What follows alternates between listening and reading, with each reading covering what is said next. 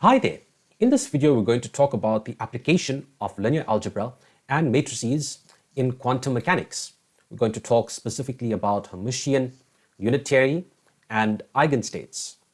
So before we contextualize these different terms in quantum mechanics, or what role they have in quantum mechanics, I'm just going to give a brief overview and explanation of what these matrices actually are and what they actually mean and some properties of them. So when we talk about a Hermitian matrix, we're actually talking about a matrix that relates to measurable quantities called observables. And examples of these would be something like position or energy. So a property of a Hermitian matrix is that if we have this matrix H, it's a Hermitian matrix, and if we take the conjugate transpose of this matrix, and I'll explain what that means in an example just now, we find that it's actually equal. So we have this matrix H, it's a Hermitian matrix. We find the conjugate of it, and then we transpose it, and we find it's just equal to the original matrix. So just to illustrate that in an example, we have H, and the entries of this matrix is A, and B plus JC, and then B minus JC, and then D. So A, B, C, and D are real numbers. However, we can see that there's J involved in here. So what this means is that this matrix H has entries which are also complex numbers. So this JC is an imaginary component of this particular entry. So this is a recurring thing in quantum mechanics. We can actually have many different quantities and states, as they call them, and other things that have complex numbers associated with them. So this Hermitian matrix has these entries, and some of them are complex numbers. So if we start talking now about the conjugate of this matrix, so what we'll do is that we'll designate that by a bar on the top. And if we take the conjugate, it means that all we are doing is that we are reversing the sign of the imaginary parts of these entries. So this A remains the same. However, the conjugate of B plus JC is B minus JC. So this plus just becomes a minus. And then the same thing occurs with B minus JC. So this becomes B plus JC. And then D remains as is. So this is the conjugate of this matrix. And then lastly, what we'll do is we'll take the transpose of this conjugate matrix. Matrix H, the conjugate, and now the transpose of it. So transpose, as we know, means that the rows becomes the columns. So here we have A and then B minus JC, that's the row, so that now becomes the column. So we have A and then B minus JC, and then row 2 now becomes column 2. So we have B plus JC, and then we have D. So if we now compare this to our original matrix, we can see that they are exactly the same. So this shows that this Hermitian matrix has this kind of characteristic. An important property of Hermitian matrices is that they have real eigenvalues. They have real eigenvalues. So this is a very important thing in quantum mechanics, because in Hermitian matrices, if we take the eigenvalue of it, it actually represents something real, something that we actually can measure. So that is why it has this specific property. So regardless of the entries being complex numbers or having imaginary parts and whatnot, if we find the eigenvalues, we will always find that they are real and they will correspond to something measurable. So they are chosen and they are defined in quantum mechanics specifically so that they can have this particular property. So the next matrix we are looking at is the unitary matrix. So this speaks about the conservation of probability.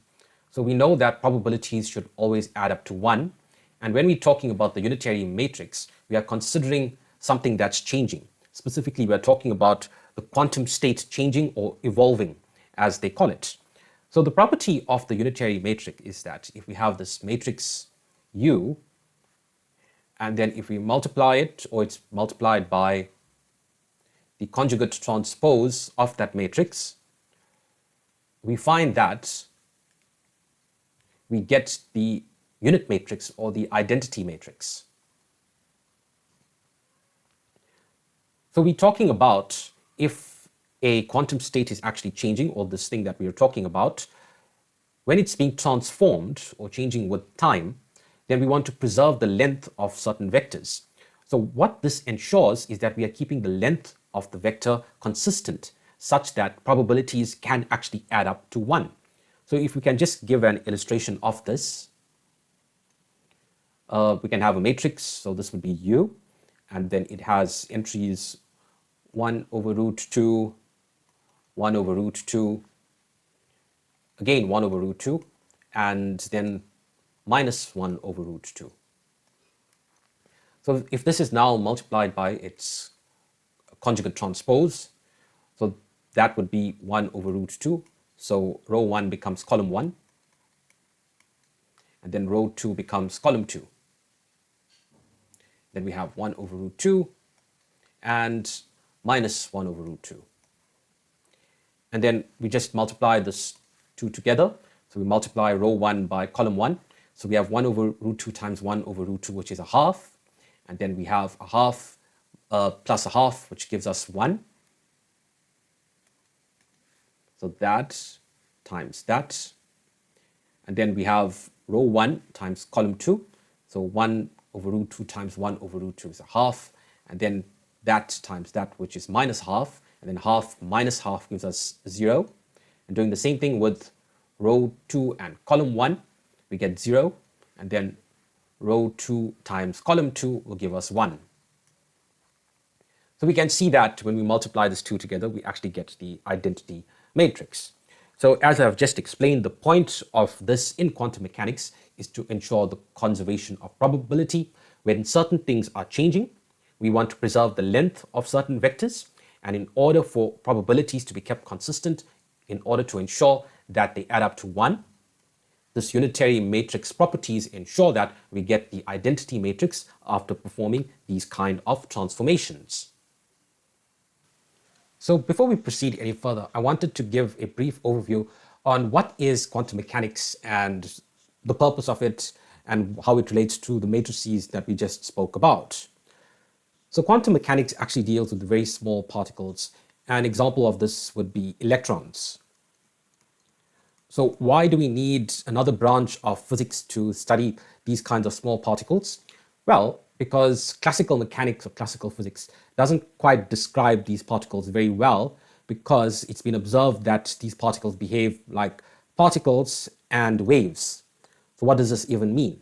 So this is actually illustrated with the double-slit experiment. This is to illustrate how particles can behave like waves. So we have two slits, two openings like that. And what we do is we fire a laser towards these two slits. And you can see that they hit this barrier.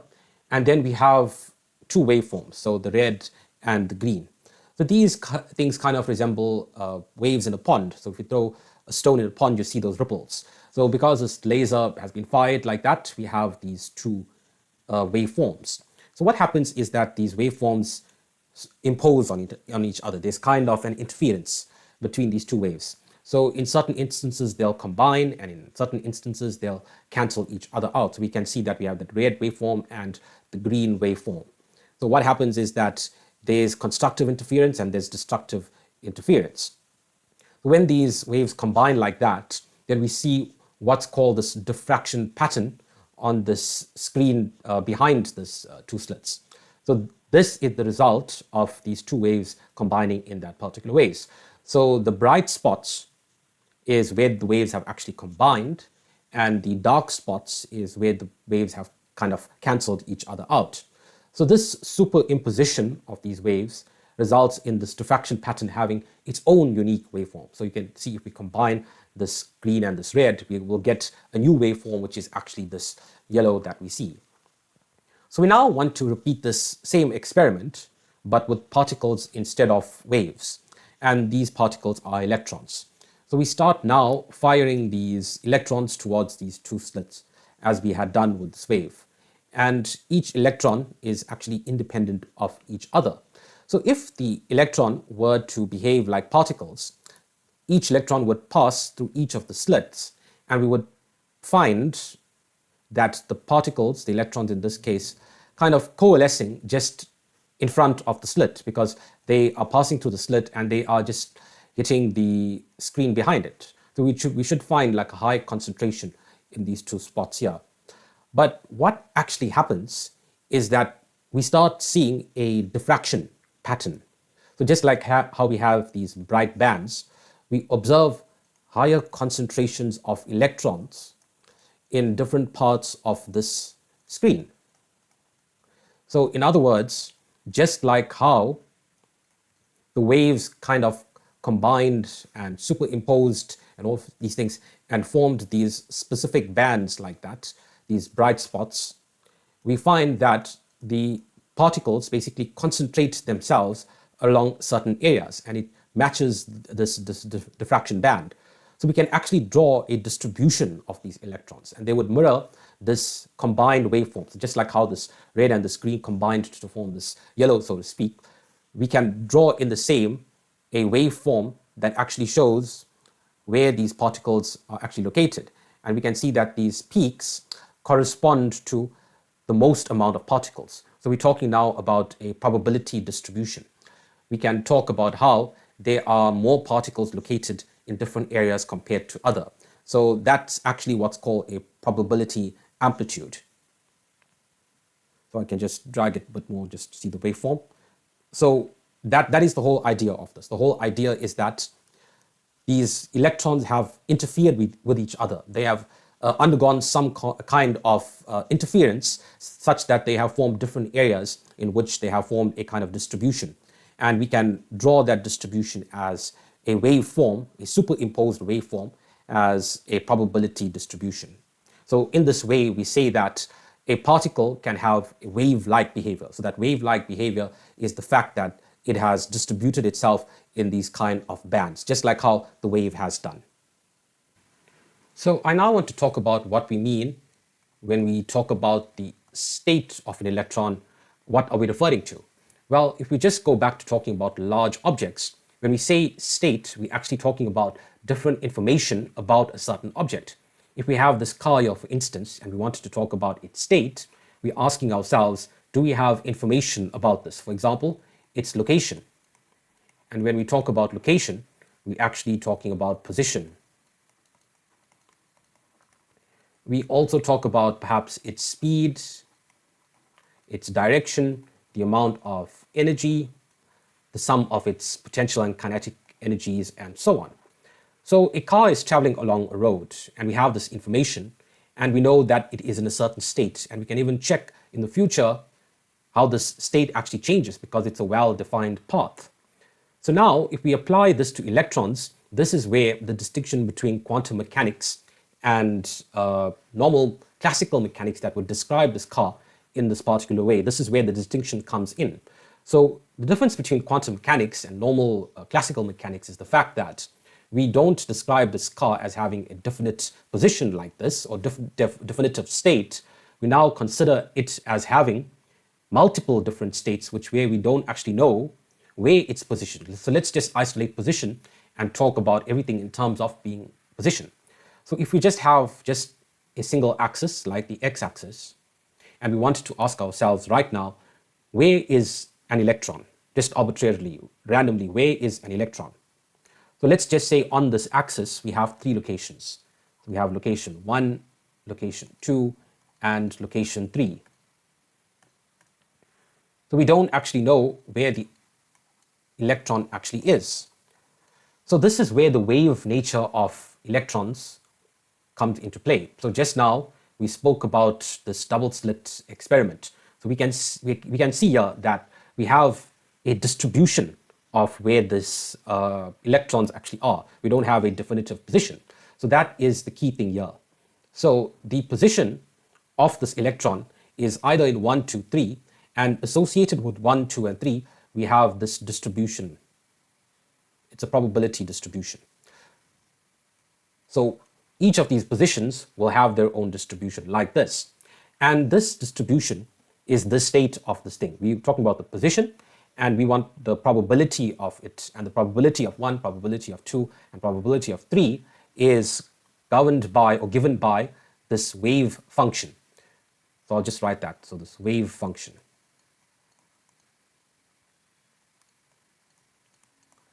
So it's usually represented by this Greek letter psi. So it looks something like that. So with each position, we will have a wave function associated with each of these positions. So for position 1, we'll have psi 1, which is the wave function for position 1. We'll have psi 2, which is the wave function for position 2, and psi 3 in the same way. So this information is collected and represented as a vector, and that vector is written as psi, and we have this bracket, and then we have this pointy bracket. So this is actually called ket notation. So it's a broader discussion of how these notations actually are represented, but I'm not going to talk about that here. It is part of a larger set of notations, but this is called the quantum state vector. So it's the quantum state vector. So the question at this stage is, where is the electron? Is it at position 1, position 2, and position 3? Well, what quantum mechanics says is that, okay, there's different interpretations of this, but one interpretation is that it's not actually in either of those places, but it's blended. So there's a blended likelihood. There's a cloud of possibilities, and these are the 3 possibilities right now, and there's a greater likelihood that it is in one of these different positions as compared to the other. So maybe position 2 has a higher probability than 1 or 3. So we don't actually say it's at position 2. So we just say that there is a probability distribution across these 3 different positions. So we only find out the position of the electron when we make a measurement.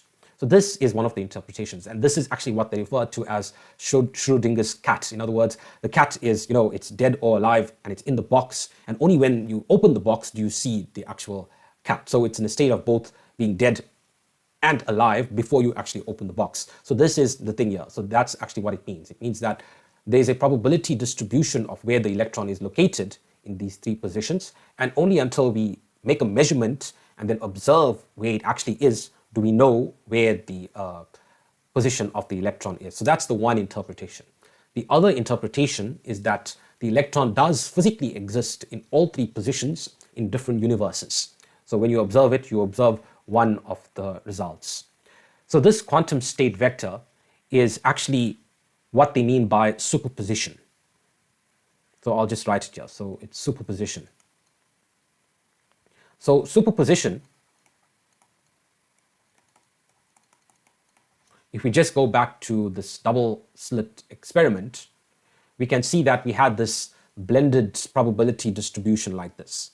So this is actually what is the quantum state vector.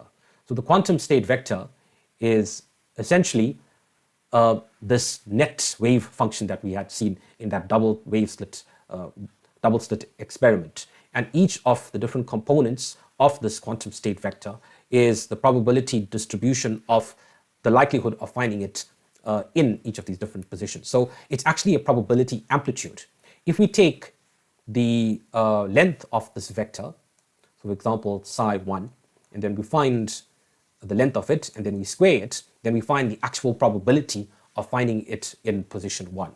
So it's also important to point out here that this wave functions, it can be a complex number. So it has a real part and an imaginary part. So finding the magnitude of this wave function actually tells us, and then squaring it tells us the probability of finding it in a particular position.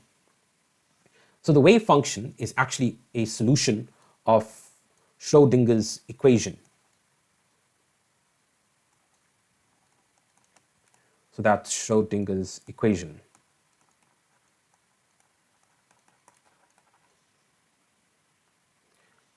So what that is that we have a complex number, and that's multiplied by this h with this bar written. So that's actually Planck's constant divided by 2 pi, and then we have a derivative, d dt, and what is this derivative of? It's of this wave function, so this psi, So this psi is a function of x and also of t, and this is equal to this vector. So this is called an operator, and it's the Hamiltonian. It's actually this energy, it's the sum of the potential and kinetic energy. And this is multiplied again by this wave function.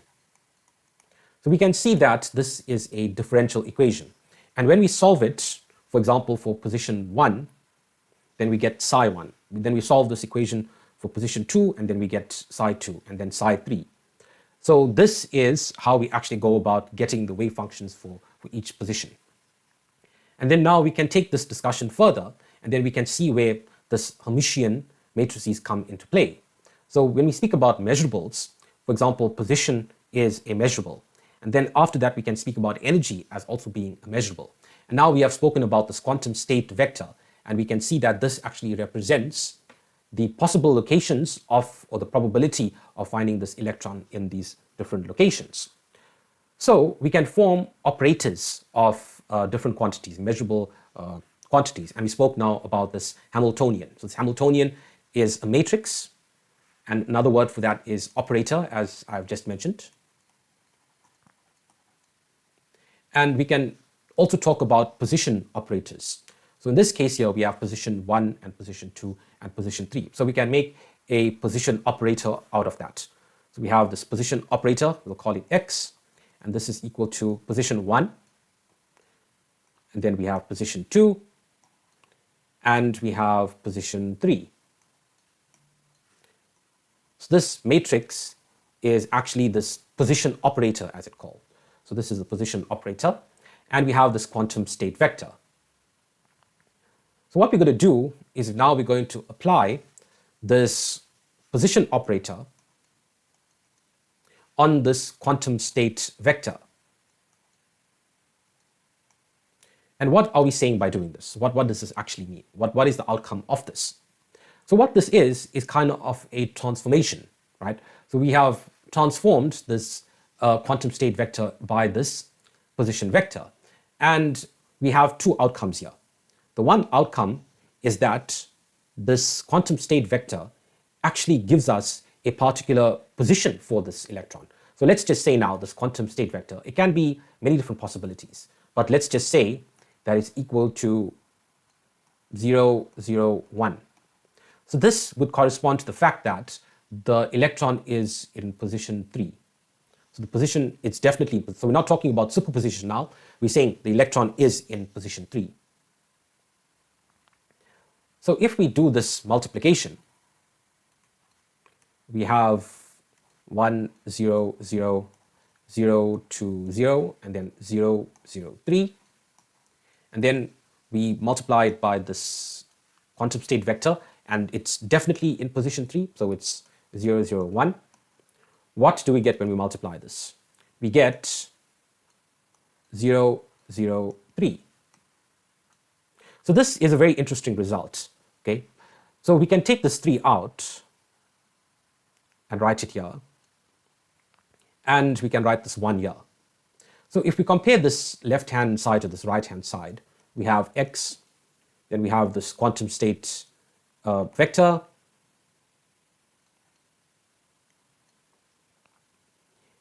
and here we have this quantum state vector as well on the right-hand side.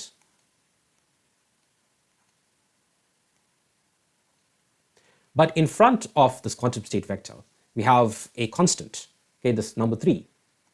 So that 3 is actually the eigenvalue designated by lambda. So this is a very interesting result.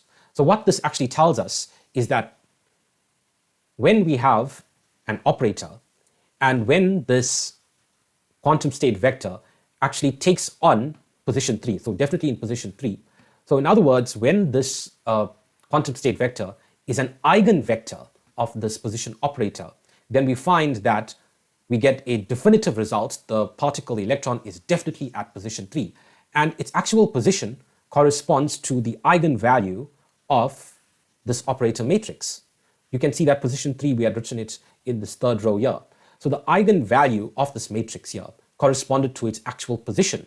So this is why this is, or this needs to be, a Hermitian matrix. Remember that earlier on, right at the beginning, I mentioned that it's necessary for Hermitian matrices to have the property that its eigenvalue be a real value. So this is why it actually needs to be a real value. It needs to be a real value because when we have the unique situation that this quantum state vector is an eigenvector or an eigenstate. So the term here used is eigenstate. So when the quantum state vector is an eigenstate of this operator, this position operator, we find that we get this eigenvalue, and this eigenvalue corresponds exactly to the actual position of the electron in position 3. So this is the importance of this particular property.